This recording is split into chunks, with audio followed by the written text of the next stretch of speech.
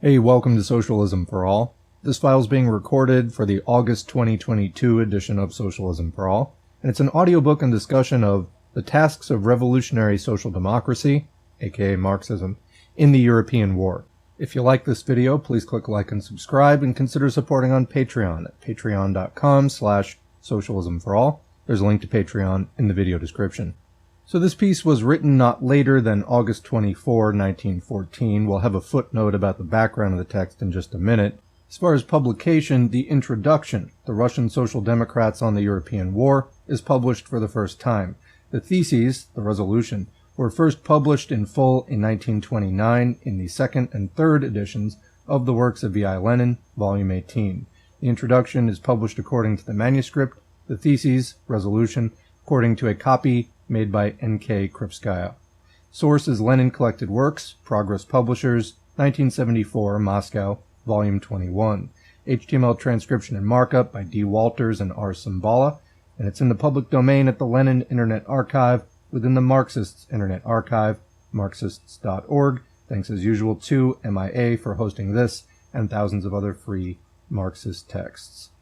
So as far as that footnote, these theses on the war were drawn up by Lenin not later than August 24, 1914, after he had come to Bern from Poranin, Galicia.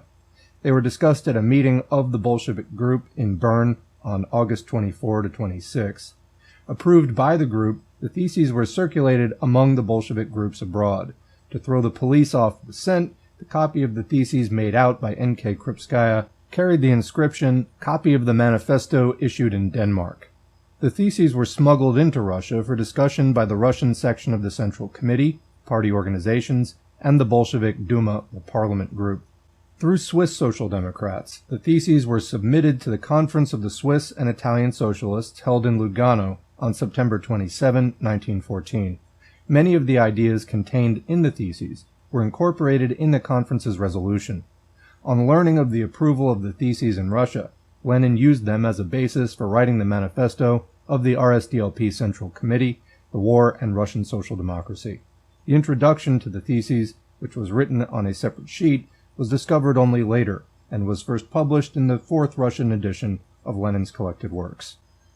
That's the end of the footnote. Thanks to MIA for including that background. Let's get into the text.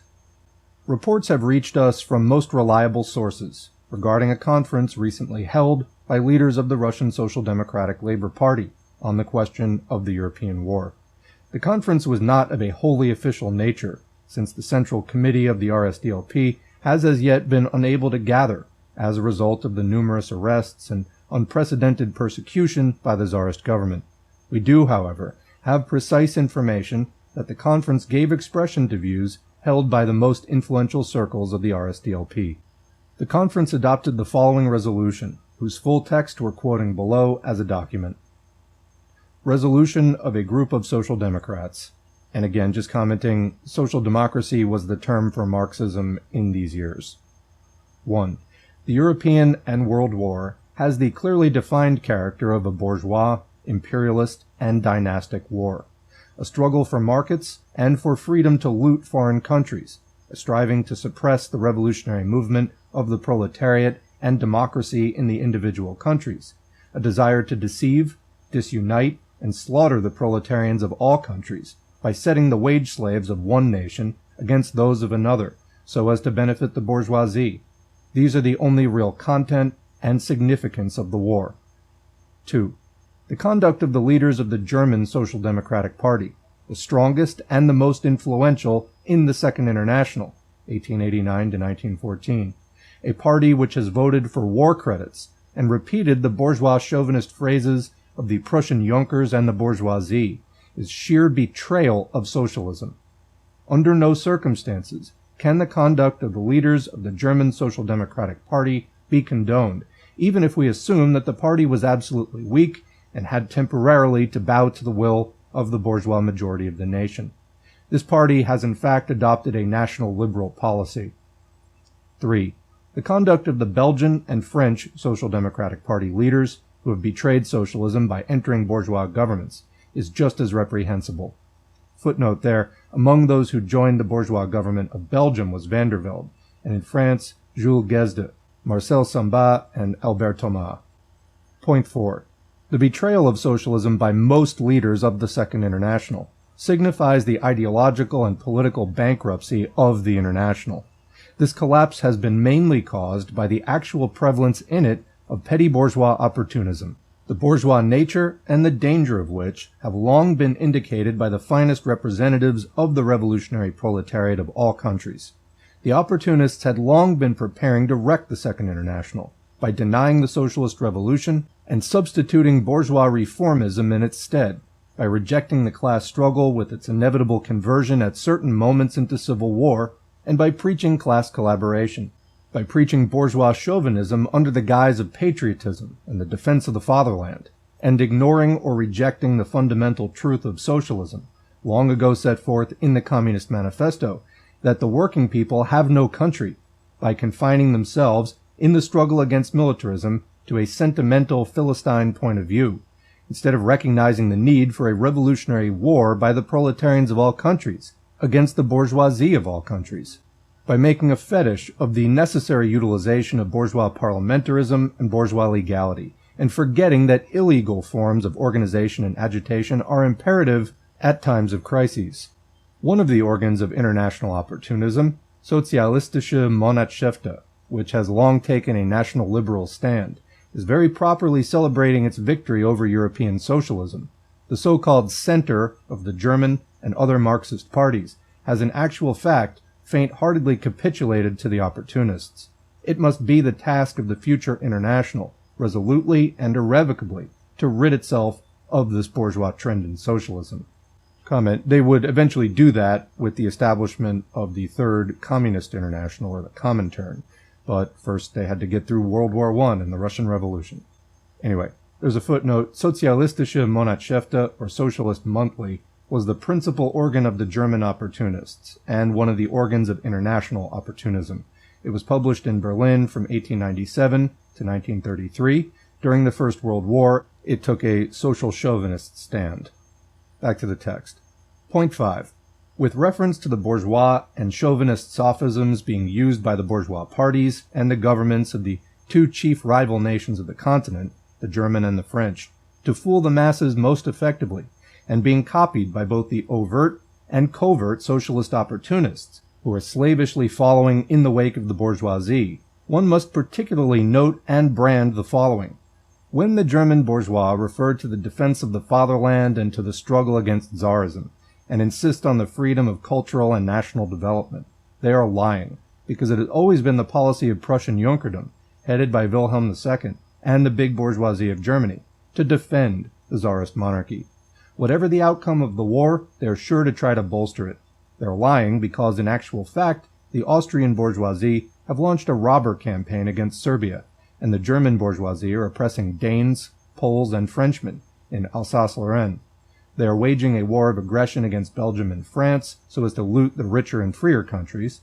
They have organized an offensive at a moment which seemed best for the use of the latest improvements in military materiel, and on the eve of the introduction of the so-called big military program in Russia. Similarly, when the French bourgeois refer to the defense of the fatherland, etc., they are lying, because in actual fact, they are defending countries that are backward in capitalist technology and are developing more slowly, and because they spend thousands of millions to hire Russian Tsardom's Black Hundred gangs for a war of aggression, i.e. the looting of Austrian and German lands. Footnote there, the Black Hundreds were monarchist gangs, extreme reactionaries, formed by the Tsarist police to fight the revolutionary movement. They murdered revolutionaries, assaulted progressive intellectuals, and organized pogroms. So, roughly the equivalent today of the various right-wing vigilante groups that we see forming and, targeting Antifa, etc.